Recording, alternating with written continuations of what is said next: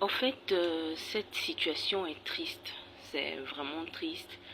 Une jeune femme a perdu un œil et se retrouve défigurée à vie.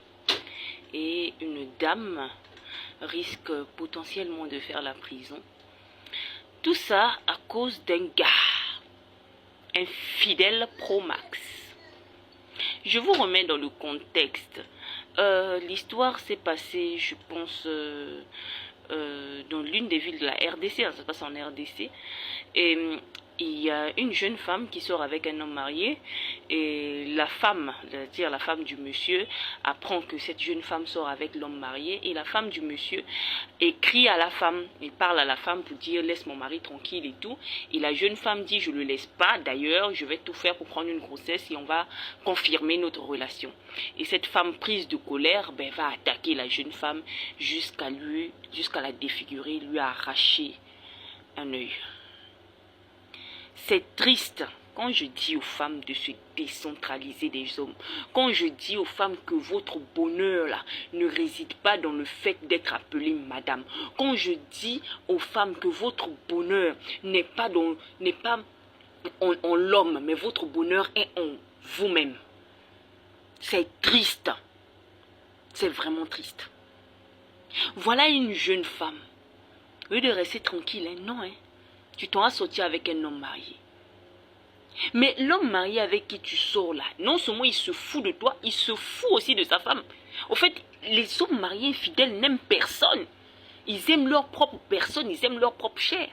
Là, la go, la défigurée là. Est-ce que le gars là va continuer la relation avec elle?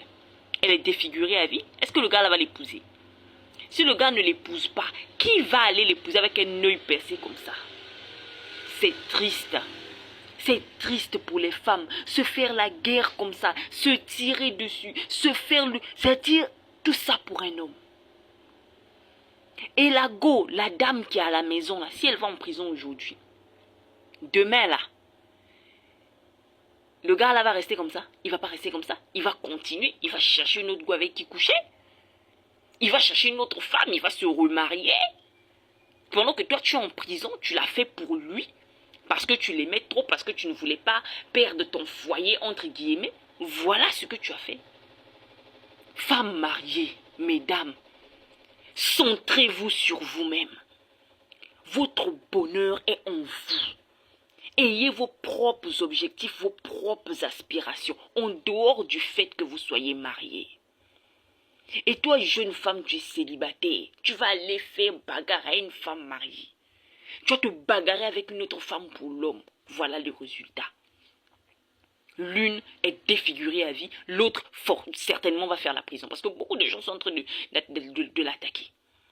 Et c'est triste. Quand je vois une femme arriver jusqu'à ce niveau-là, c'est que le gars a exagéré avec ses infidélités. Une femme arrivée jusqu'à ce point-là, c'est pas la première infidélité, c'est pas la première. Quand vous dites aux femmes, reste, supporte, prie, pardonne, comme ça les hommes sont. Voilà les résultats. Quand aussi on dit aux jeunes femmes qui sont dehors là-bas, l'homme marié mon combat, l'homme a le droit d'avoir beaucoup de femmes, voilà. Voilà, elle a perdu un œil. Donc, ce ne sont que les femmes qui sont perdantes dans cette situation. L'homme, lui, il n'aura rien. Il aura quoi? Rien du tout. L'une est défigurée, l'autre va en prison. Voilà. Voilà. Et le gars va aller chercher une autre, oui, parce qu'il y en a, hein. Il y en a qui n'attendent que ça. Il va chercher une autre. Voilà. C'est sûr que pendant que les deux étaient en train de se bagarrer là, pendant que une était en train d'arracher l'œil de l'autre là, lui il est en train de chercher une autre là-bas. Il est en train de gagner une autre là-bas. C'est pour ça moi je dis toujours, moi je suis marié légalement. Jamais, au grand jamais, je ne vais m'attaquer à une autre femme parce qu'elle serait mon mari. Sauf si c'est une femme que je connais, une femme qui est dans ma sphère privée.